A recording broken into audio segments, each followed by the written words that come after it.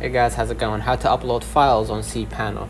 To upload a file on cpanel, what you gotta do is log in and then open the file manager. In the file manager, what you gotta do, you could just navigate to in the file manager, navigate to the directory where you want to upload the files, and then click the upload button in the top menu, and then upload in the upload menu, click select files to choose the file from your computer. Alternatively, you can drag and drop the files into the upload window and then wait for the upload to complete.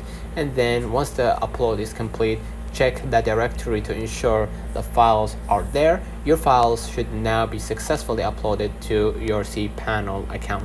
So let me know in the comments if this video helped you. Don't forget to like and subscribe, turn on the notification bell to receive every video we upload. Thank you for watching.